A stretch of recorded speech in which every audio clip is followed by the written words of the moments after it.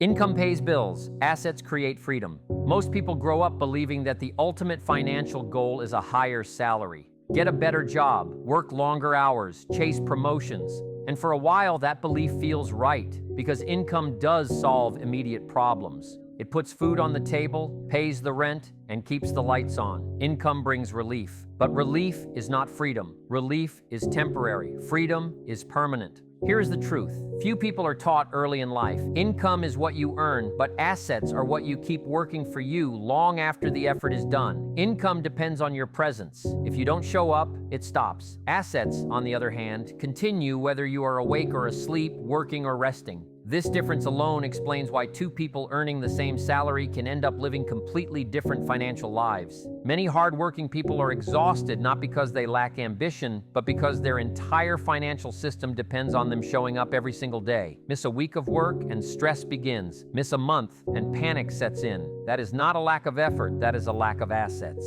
Assets are the bridge between effort and freedom. They turn today's work into tomorrow's support. Building assets doesn't mean you must be rich to start. It means you must be intentional. It means understanding that every dollar has potential. You can spend it once and forget it, or you can place it somewhere it grows, multiplies, or produces value. The wealthy are not obsessed with earning more alone. They are obsessed with converting income into something that lasts. They know income is temporary, but assets are transferable, expandable, and durable. Think about it this way. Income is like carrying water in your hands, while assets are like building a well. You can run faster and carry more water, but eventually you will get tired. The well, once built, serves you for years. That is why the rich focus less on speed and more on structure. They ask, how can I make this money stay with me longer? How can I make it useful again tomorrow?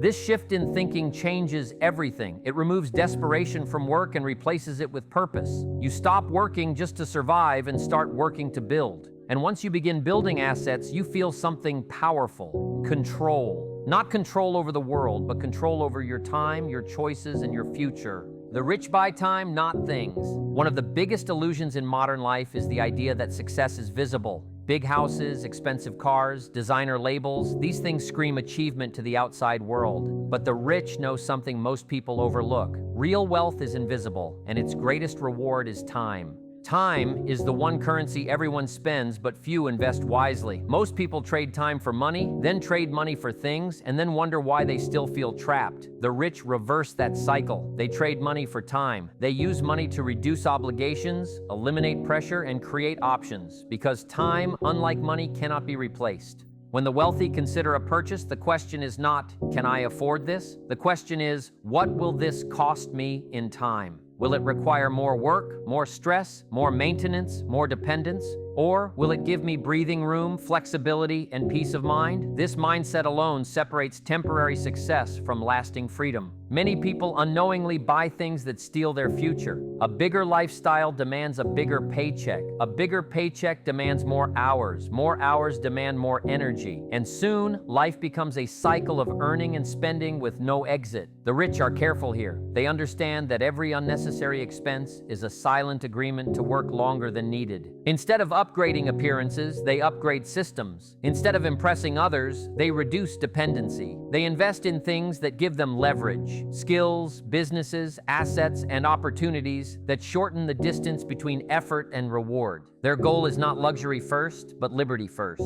Buying time also means saying no when others say yes. It means resisting pressure to keep up.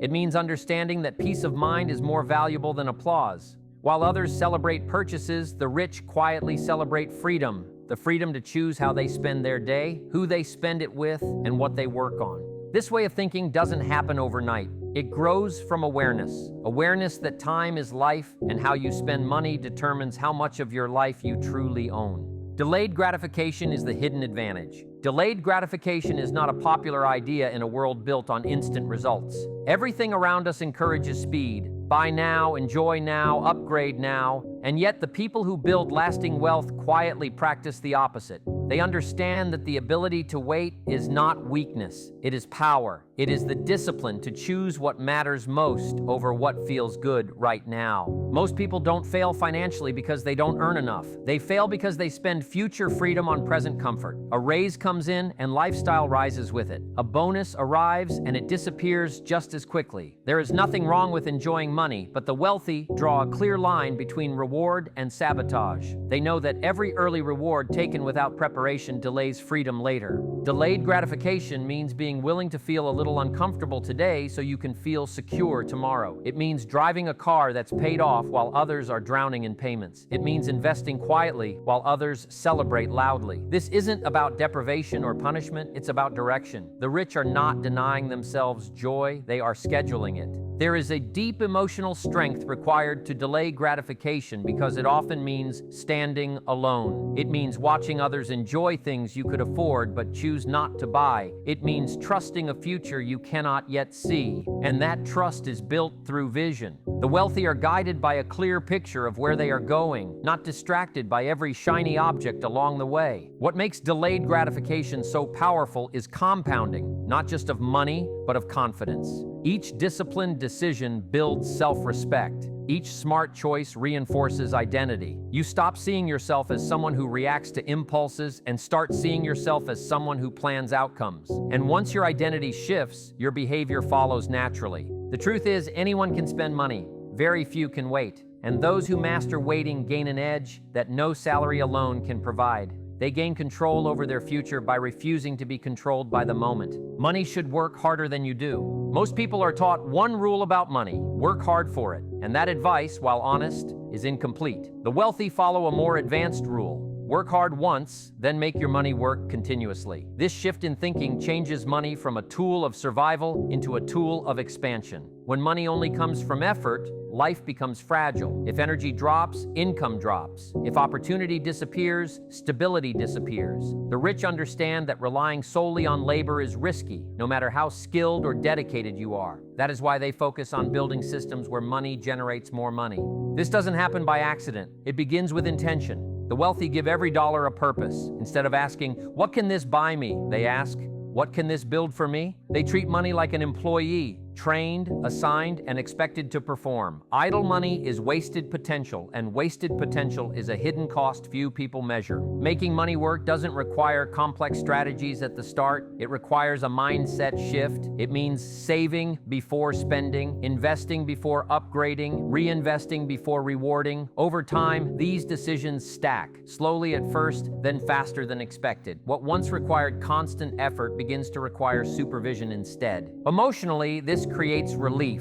When money starts working for you, pressure decreases. Fear softens. You stop making decisions from panic and start making them from position. Opportunities appear clearer when survival is no longer the primary concern. This is why the wealthy seem calm even during uncertainty. They are supported by systems, not just effort. Money working for you also restores dignity to your labor. You no longer work just to keep up. You work to build forward. Your effort has direction, your income has a future, and over time, your money begins to do what no amount of hard work alone can do: create leverage. This is how freedom is slowly assembled, not through one big break, but through many small decisions where money is sent out to multiply instead of disappear. Ownership beats consumption. One of the quiet traps that keeps people running in place financially is the habit of consumption without ownership.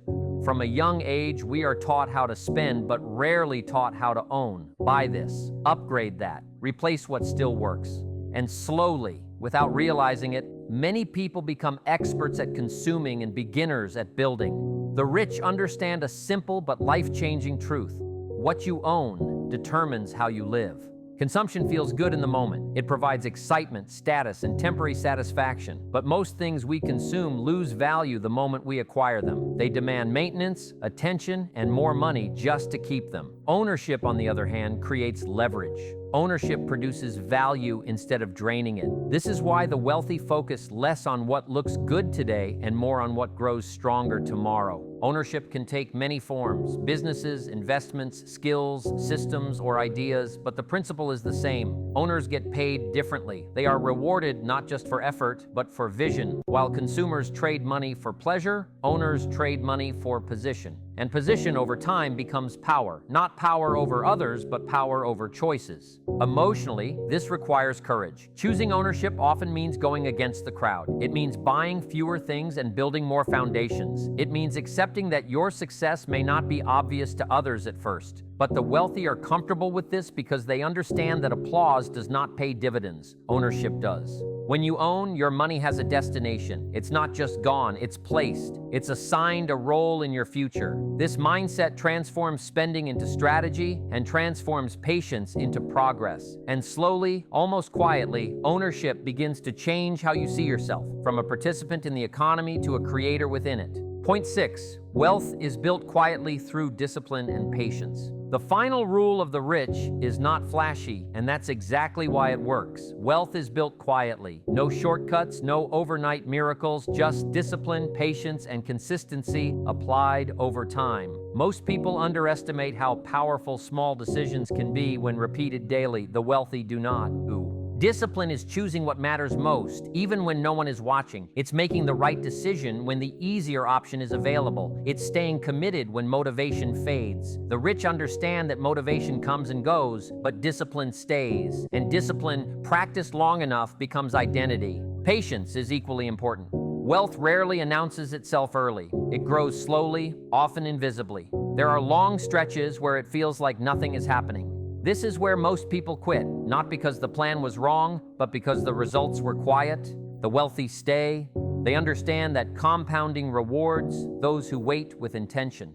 This patience creates emotional stability. Instead of reacting to every rise and fall, the rich focus on direction. They don't panic during setbacks or celebrate too early during wins. They remain steady because they are committed to the process, not distracted by noise. Over time, this calm consistency separates those who hope from those who build. Discipline and patience also protect peace of mind. When your financial life is built on solid habits instead of quick wins, fear loses its grip. You stop chasing and start progressing. You stop comparing and start compounding. And gradually, your financial life begins to support your personal life instead of controlling it. Ending the speech. So remember this: wealth is not about how much you earn, but how you think, how you decide, and how you persist. Build assets, not just income. Buy time, not things. Delay gratification. Make your money work. Choose ownership over consumption, and trust the quiet power of discipline and patience. You don't need to be extraordinary to build wealth. You need to be consistent, you need to be intentional, and you need to be willing to plant seeds today that you may not sit under tomorrow. Because the greatest reward of wealth is not luxury, it is freedom. Freedom to choose, freedom to breathe, and freedom to live life on your own terms.